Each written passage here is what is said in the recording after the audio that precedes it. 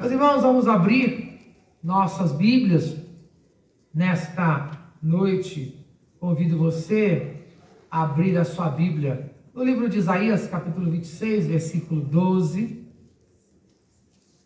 Apenas um versículo. Isaías, capítulo de número 26, versículo de número 12.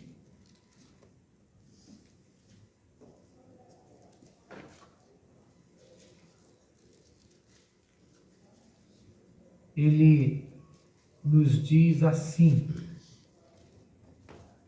Senhor, concede-nos a paz, porque todas as nossas obras tu as fazes por nós. Senhor, concede-nos paz, porque todas as nossas obras tu as fazes por nós. Amém. Isaías, capítulo 26, versículo número 12. Esse texto fala sobre paz e prosperidade, que são obras de Deus em nós. O único que pode trazer paz e prosperidade para nós é Deus. Ele faz essas obras através de nossas vidas. Esse versículo, ele enfatiza a soberania de Deus e o reconhecimento de que a paz e todas as realizações em nossas vidas, elas vêm exclusivamente de Deus. É um lembrete para você sempre confiar em Deus. Por quê? É Deus quem nos capacita. É Deus quem age, não as nossas conquistas pessoais. Muitas vezes nós achamos que nós conseguimos alguma coisa porque foi através da nossa habilidade. Não. E também as nossas conquistas pessoais, elas não importam para Deus. Nossas conquistas pessoais, elas não importam. Mas o que Deus faz por meio de nós, através dessas conquistas pessoais. Porque nós somos criados para louvor da glória de Deus. É isso que Paulo diz em Efésios capítulo 1, versículo 12. Então, não existe uma conquista pessoal minha, não existe uma conquista pessoal sua, não existe uma conquista pessoal nossa, mas existe uma conquista que deve ser para a honra e glória de Deus. Porque é Deus que faz essas obras por nós, através de nós e apesar de nós. É Ele que faz essas obras. Portanto, nós vamos aprender que ao viver em fé, as pessoas podem encontrar repouso na certeza de que Deus está envolvido em todas as nossas ações. Quando você tem fé, você pode descansar, porque Deus está envolvido em todas as nossas ações e que nós não estamos sozinhos no caminho, que nós não realizamos essas ações porque somos capacitados. Não, nós realizamos essas ações porque Deus nos capacita para que elas sejam realizadas. Apesar da nossa incapacidade, Deus nos dará a capacitação. O versículo, ele nos diz que a paz e o sucesso não são frutos apenas, das ações humanas, mas é fruto do agir divino. Deus não precisa da minha pessoa nem da sua, mas Ele ainda assim escolhe agir através de nós. Então, quando conseguimos alguma conquista, isso não é baseado na minha capacidade, mas é baseado na capacidade de Deus, de que me escolheu para que através de mim algo aconteça, porque é Ele que capacita, é Ele que realiza o que é bom na vida das pessoas. Então, ele começa falando aqui sobre a paz do Senhor. Senhor, conceda-nos a paz. Que paz é essa? Já temos falado sobre paz aqui, sobre os tratados aí que os homens fazem, não é verdade? Nós tínhamos falado aí uma outra quarta-feira, que aquele tratado do Trump ia durar pouco, já começou o tiroteio, pouco depois já começou o tiroteio. Por quê? Porque é algo feito por homens, não é algo feito por Deus. Algo que é feito por homens não tem base nenhuma. Então, que paz é essa? A paz do Senhor é uma tranquilidade interior, que vai muito além das circunstâncias externas. É a certeza do amor e da presença de Deus em nossa vida, mesmo no meio da tribulação. A paz que Deus dá, ela não depende das circunstâncias externas, mas a paz que Deus dá é algo interno, conforme Paulo fala em Filipenses, no capítulo 4, versículo 7, Paulo diz assim: e a paz de Deus, que excede todo entendimento, guardará os vossos corações e os vossos pensamentos em Cristo Jesus. Amém. Filipenses, capítulo 4, versículo de número 7. Essa paz, ela excede todo entendimento, isto é uma paz que não tem explicação, você não tem que explicar. Por que ela não tem explicação? Porque essa paz, ela não está baseada nos problemas externos, nas circunstâncias externas. Essa paz não quer dizer o seguinte: se estiver tudo externamente, no exterior, se estiver tudo bem, eu terei paz. Não. Essa paz, ela é independente do que esteja acontecendo ao seu redor. Porque essa paz, ela não é um fator do exterior para o interior. Mas essa paz é de um fator interior que vem de dentro para o exterior. Ela não vem de fora para dentro, mas ela vem de dentro para fora. Esta é a paz que nós recebemos através do Espírito Santo de Deus.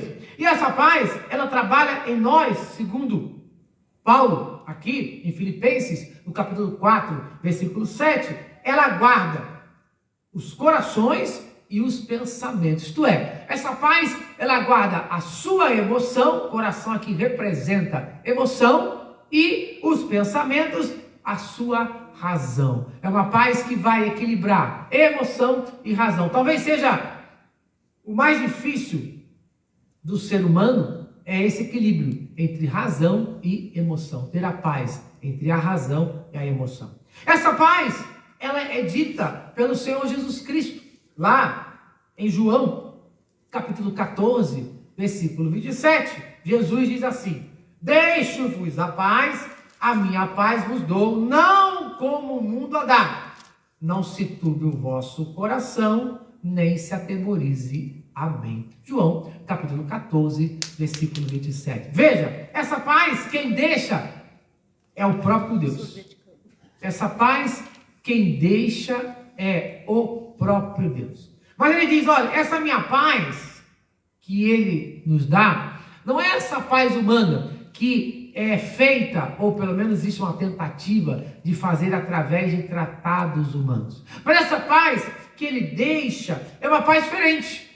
É uma paz em que ele diz, olha, não fique perturbado o seu coração, as suas emoções, não fique com medo. Esta paz que Jesus dá é a paz que vai trazer a tranquilidade às suas emoções. É a paz que diz, não temas, pois eu estou contigo, eu estou com você. Esta paz é a paz que guarda os nossos corações, as nossas mentes. Essa paz é a paz que nos protege da ansiedade e do medo. Provavelmente, o que mais nos traz hoje em dia, acredito eu, uma grande tribulação, é a ansiedade. Por isso, ele diz, não estejais ansiosos por coisa alguma. Mas a ansiedade tem sido um mal, na verdade, um mal aí do século. A grande maioria de nós estamos sendo atacados pela ansiedade. E ele claramente diz, olha, não esteja ansioso, não tenha medo, porque eu dou a minha paz. Então, se existe algum temor no nosso coração, algum medo, o que é que nós precisamos fazer? Precisamos recorrer até Jesus Cristo, para que Ele nos dê essa paz, para que Ele tire esse medo, aquilo que está no seu coração, pois muitas vezes existem algumas coisas que estão em nossos corações que nos trazem medo, ansiedades, talvez algo que para uma determinada pessoa seja bobagem, para você é uma tremenda preocupação, porque cada um de nós tem algo que nos afeta. Muitas vezes nós temos isso, e isso traz medo, isso desequilibra as nossas emoções. Por isso, precisamos trabalhar com isso. Paulo fala ainda, em Romanos, no capítulo 5, versículo 1, ele diz: tendo sido, pois, justificados pela fé, temos paz com Deus, por nosso Senhor Jesus Cristo. Amém. Então nós somos justificados diante de Deus, não por obras, não por nada que você possa fazer, mas pela fé que você deposita nele, você crê que ele pode te abençoar. E através dessa fé que você crê que ele pode te abençoar, que ele pode te salvar, e que ele te salva e que ele te abençoa, através desta fé você recebe esta paz com Deus. Porque a Bíblia diz que o homem sem Deus é inimigo de Deus. Mas quando nós somos justificados pelo sacrifício de Cristo Jesus na cruz do Calvário, quando nós somos justificados por Cristo Jesus na cruz do Calvário, através do seu sacrifício, nós agora nos tornamos o quê? Amigos de Deus. Nós agora recebemos a paz que vem de Deus por nosso Senhor Jesus Cristo. Mas, veja bem, Paulo, ele usa que essa paz vem por nosso Senhor Jesus Cristo. Existe uma diferença entre Jesus ser Senhor e ser Salvador. Para muitos não conseguem notar esse detalhe, mas existe essa diferença. Porque a grande maioria deseja apenas que Jesus seja seu Salvador. Isto é, que Jesus esteja sempre ali para resolver os seus problemas. Muitas pessoas querem que Jesus esteja ali, sempre para resolver os seus problemas. Mas elas se esquecem que para que ele seja o nosso Salvador, primeiro ele precisa ser o nosso Senhor. Ele precisa ser primeiro nosso Senhor. É isso que a grande parte daqueles que têm a Jesus como Salvador não entende. Porque o Senhor, esse Senhor aqui bíblico, não é apenas aquela pessoa de idade, que você chama, porque ela tem já uma idade mais avançada, ou porque ela é o chefe da empresa, ou é o seu professor na escola, na faculdade. Não. Senhor aqui, no exemplo bíblico, é aquele que é dono, proprietário de escravos. E o dono e o proprietário de escravos ali no Velho Testamento, no Novo Testamento, na Bíblia, era aquele que tinha na sua mão a vida e a morte do seu escravo. O escravo para ele era como uma mercadoria. Um ser humano era igual a um animal qualquer. Se ele era escravo, porque ele tinha um dono. E se ele tinha um dono, o dono poderia fazer o que quisesse com ele. Era igual a um animal, fosse bois, cavalos ou qualquer outra coisa, ele pertencia a seu senhor. E o seu senhor tinha o direito da vida e da morte em relação àquela pessoa. Então, quando Paulo, ele diz aqui que fomos justificados pela fé, que temos paz com Deus por nosso dono. Por nosso dono. Então, ele é nosso dono. Ele poderia ter feito qualquer coisa com a nossa vida, mas ele nos deu vida, e vida em abundância. E como ele fez isso? Nos justificando, isto é, ele nos tornou justo, porque a Bíblia diz que todos pecaram e foram destituídos da presença de Deus, mas o dom gratuito de Deus é a vida eterna em Cristo Jesus. Ele nos tornou justos, aqueles pecadores que nós somos, nós nos tornamos justos através do sacrifício de Cristo Jesus na cruz do Calvário. Aquela cruz que era para mim, para você, para nós, lá ele se colocou no meu lugar, no seu lugar, mas daqueles que ele é dono, daqueles que reconhecem ele como Senhor. Aqueles que o reconhecem como Senhor, esses também têm a ele como Salvador. Para ter Jesus como Salvador, primeiro é preciso ter Jesus como Senhor. E tendo Jesus como Senhor, aí nós temos a paz que excede a todo entendimento. Precisamos ter esta compreensão. Ele continua aqui dizendo, além desta paz que ele nos dá, a paz do Senhor, ele usa outra afirmação em que ele diz: Deus faz as obras por nós, porque todas as nossas obras tu as fazes por nós. O que significa isso para você? O que significa isso para você? Que Deus faz as obras por você. Isso quer dizer o seguinte: que Deus é quem nos capacita, é quem nos guia para realizarmos boas obras. Ele que opera em nós, tanto querer quanto efetuar, segundo a sua bondade e segundo a sua boa vontade. Isso não quer dizer que nós não temos responsabilidade em nossas ações, muito pelo contrário, mas sim que dependemos da graça e do poder de Deus para fazer o bem. Isso quer dizer que Deus escolheu trabalhar com cada um de nós de uma forma de cooperação. Nós somos chamados na palavra de Deus de cooperadores de Deus. Deus não precisa, Deus não precisava, mas Ele desejou. Ele escolheu o ser humano para que o ser humano seja cooperador dele. Deus escolheu que através de nós Ele faça as suas obras no mundo. Ele usa pessoas. Pois quando ele destruiu a terra com o dilúvio, ele precisava de Noé para ficar lá 120 anos batendo prego, martelo lá, e construindo a arca lá com madeira. Ele não precisava. Ele precisava esperar tanto tempo? Não. Mas ele sabia de que a limitação de Noé ia demorar tempo. Mas ele preferiu trabalhar com Noé. Ele não precisava de Noé, mas ele usou Noé. Não foi Noé que construiu a arca. Noé cooperou na construção da arca. Noé foi um instrumento nas mãos de Deus para testemunho daquela geração. É assim que Deus trabalha. Por isso Paulo fala em Filipenses, no capítulo 2, versículo 13, ele diz: porque Deus é o que opera em vós, tanto o querer como efetuar, segundo a sua boa vontade.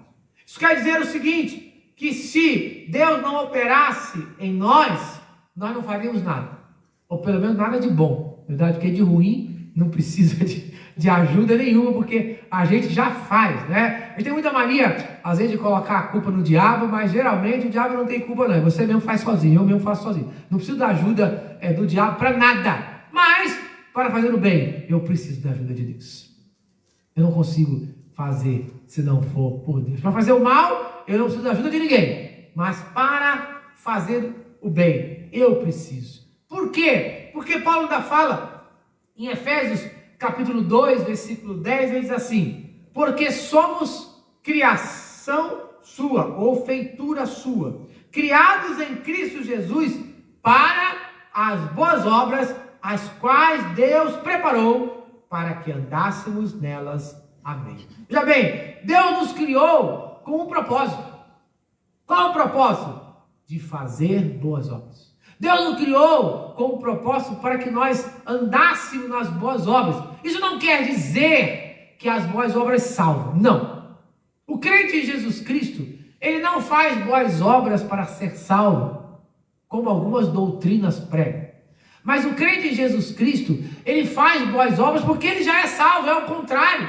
Então eu faço boas obras não para ser salvo, eu faço boas obras porque eu sou salvo. E através das minhas boas obras, as pessoas possam ver Deus através de mim e assim serem alcançados pela graça de Deus.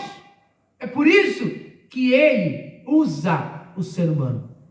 É por isso que ele deseja que cada um de nós faça boas obras para que o mundo creia que Cristo Jesus morreu na cruz do Calvário e ressuscitou no terceiro dia.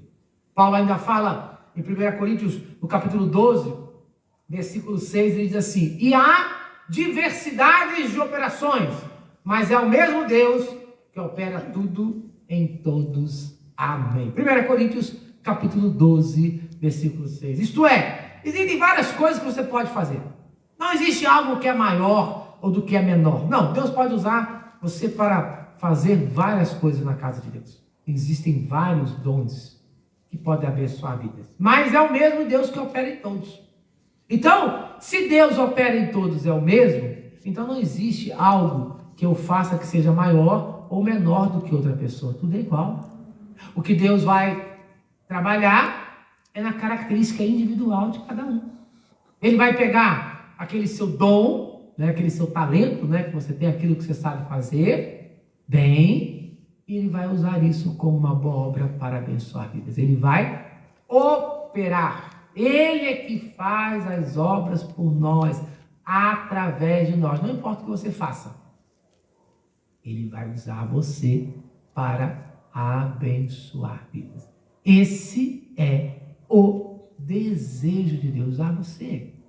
Não importa. A gente vê como é bonito quando a gente vai fazer um trabalho, a gente leva as crianças, né, e chama as crianças para entregar, né, um folheto, né, como a gente tem feito às vezes, quando a gente vai ali para a Praça do Forró, dar uma água, dar um café. Como as pessoas ficam encantadas com o trabalhar através das crianças. Como as pessoas não rejeitam, né, as crianças, né? Porque ali a gente vê a inocência. Ali a gente vê o trabalhar de Deus em que Ele pode usar até os pequeninos. Né? Muitas vezes a gente acha que criança só faz bagunça, que criança só dá trabalho, não é verdade? Mas não é verdade.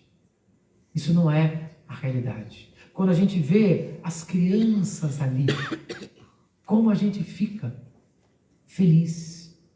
Como isso chama a atenção das pessoas. Mas nós temos que entender o seguinte, que você, para que tudo isso aconteça, você precisa reconhecer e cooperar com Deus nessa obra. Eu disse que nós fomos chamados para sermos cooperadores. Algumas pessoas não querem ouvir. Inclusive, muitas pessoas que estão dentro da igreja têm sido empecilho para a obra do Senhor. Mas, como diz a palavra de Deus, vai chegar o momento em que o joio vai ser separado do trigo. Mas aí é com Deus. Ele vai separar. Então, como a gente pode fazer isso? É claro, a gente pode fazer isso através da oração, da leitura da Bíblia, da meditação, da comunhão com outros irmãos. Podemos, assim, discernir a obra de Deus em nossas vidas. Paulo fala em Romanos, no capítulo de número 12, versículo 2, ele diz assim: e não sejais conformados com este mundo, mas sedes transformados pela renovação do vosso entendimento, para que experimenteis qual seja a boa, agradável e perfeita vontade de Deus. Você precisa se render à vontade de Deus. Você precisa buscar, conhecer e obedecer aos seus mandamentos. Você precisa entender isso. Você precisa servir ao próximo com amor e compaixão. É uma forma de expressar a obra de Deus.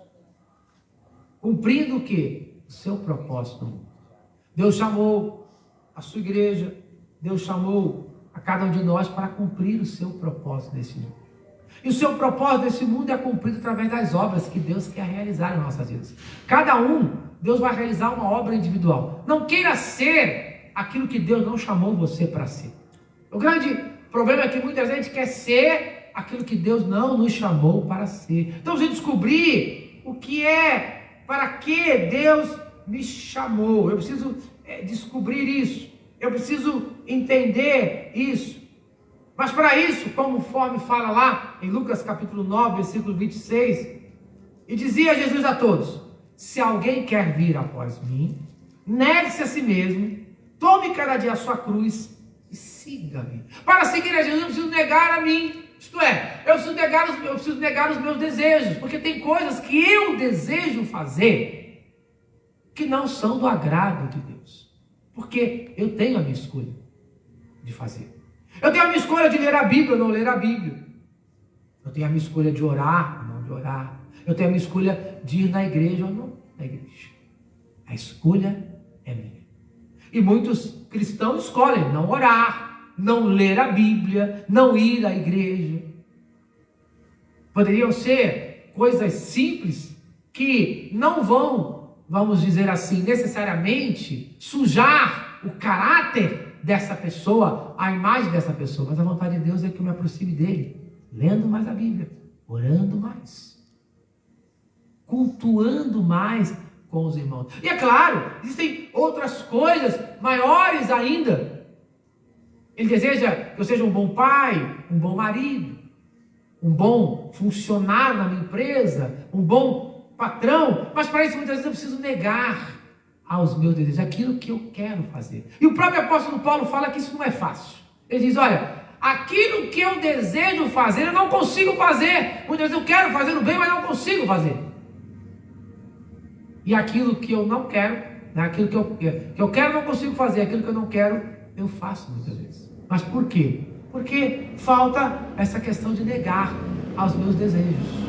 Meu corpo tem desejo, muitas vezes, né, de domingo de manhã ficar até mais tarde na cama, ao invés de vir para a igreja, de orar, né, à noite, eu estou cansado, né, então quero relaxar, ao invés de orar, ouvir no culto da noite. Então nós estamos fazendo escolhas que parecem pequenas e inofensivas. Mas nós vamos entender que esta verdade, que não é a verdade minha, não é a verdade sua, mas é a verdade da palavra de Deus, essa verdade ela vai impactar a sua vida e ela vai impactar a vida das pessoas que estão ao seu redor. Sabe, muitas vezes a gente acha que a gente precisa revolucionar o mundo. Ninguém precisa revolucionar o mundo. Não o mundo exterior. Eu preciso revolucionar o meu mundo interior, a minha vida. Muitas vezes a gente quer mudar o mundo exterior, enquanto quem precisa de mudança é o meu mundo interior. Eu preciso mudar o meu mundo. Primeiro eu preciso arrumar a minha casa, a minha vida. E quando eu arrumo a minha casa, sabe, não há nada tão sobrenatural, fantástico. É quando eu sento e alguém está com um problema e eu oro para aquela pessoa e abençoo aquela pessoa. E aquela pessoa fica grata. Né? Quando a gente faz um desses nossos encontros ali, eu já disse, eu gosto de levar a minha mesinha, botar 3, 4 cadeiras e ficar sentado ali esperando as pessoas passarem. Você quer uma oração? Eu quero orar por você. Encontro um desconhecido e aquela pessoa para ali, ela começa a falar da vida dela como se fosse meu amigo de anos. Não fiz nada mais do que a minha obrigação. Não fiz nada sobrenatural, nada fantástico. É Deus que faz. As pessoas sentam, às vezes ela pergunta, para quem que é essa mesa aí? É para oração, eu quero oração. Então senta aí que a gente ora. Algo tão simples que uma criança pode fazer. Mas para isso, a gente precisa entender, como Paulo fala, lá em Romanos, capítulo 8, versículo 28, ele diz, sabemos que todas as coisas contribuem juntamente para o bem daqueles que amam a Deus, daqueles que são chamados segundo o seu propósito. Todas as coisas contribuem. Uma mesa, 4 cadeiras, uma pessoa orando, contribui para o bem daqueles que amam a Deus. Nós amamos a Deus, isso vai mudar a vida das pessoas. Por quê? Porque nós somos chamados segundo o seu propósito. E qual é o propósito dele? A abençoar vidas. Uma mesa, 4 cadeiras, uma pessoa orando pode abençoar vidas. Veja, algo tão simples. E você pode fazer algo que pode abençoar vidas, porque esse é o propósito para nós, que Deus nos chama, não apenas para sermos abençoados, mas para sermos abençoadores.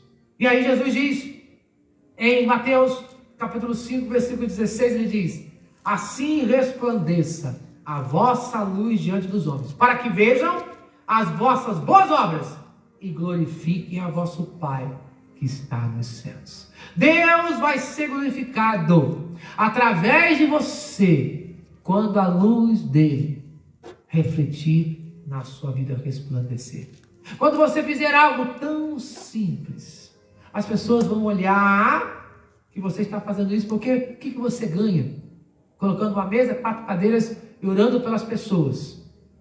Financeiramente falando, humanamente você não ganha nada. Isso é verdade. Mas espiritualmente, você pode ganhar uma vida para Cristo Jesus. E segundo a palavra de Deus, uma vida, uma alma, vale mais do que o mundo todo. E aí, as pessoas vão ver, por que essas pessoas estão se preocupando com a gente? Quando você dá um prato de comida, Jesus não disse, se der um copo d'água a um desses pequeninos, está fazendo a mim. Algo tão simples, apenas um copo d'água para uma pessoa sedenta. Um prato de comida para uma pessoa faminta. Veja, algo tão pequeno que qualquer pessoa pode fazer. Veja, o que Deus está pedindo não é um impossível. Isso não é impossível. Porque é impossível quem faz é Ele. Se faltar comida, Ele multiplica os pães e os peixes. O impossível Ele faz. O que Ele pede é, dê o que você tem, dê a comida. Se faltar, eu multiplico. Porque o milagre é com Ele. É assim que funciona. Esse texto principal que nós lemos, de Isaías capítulo 26, versículo 12, ele nos convida a confiar em Deus como a fonte da nossa paz e autor das nossas obras. Ele vai te dar a paz para realizar as obras que você tanto deseja, no nome de Jesus. Amém. Vamos orar? Oremos. Pai, nós te agradecemos, Senhor, por mais uma noite estarmos na tua casa, Senhor. Mais uma noite falando contigo e ouvindo a tua palavra. Obrigado. É um privilégio que muitos têm deixado de lado, têm perdido esse desejo, essa oportunidade tão simples de estar diante de ti, de cantar, de louvar, de ouvir a tua voz, de ser instrumento em tuas mãos, Pai. Senhor, eu te agradeço pela paz que tu nos concede. Eu te agradeço, ó Pai, pelo privilégio de sermos instrumentos em tuas mãos para abençoar o mundo, ó Pai. E eu oro nessa noite no teu amor, na graça e na paz do teu Filho amado Jesus e nas consolações do teu Espírito Santo, hoje e todo sempre. Amém.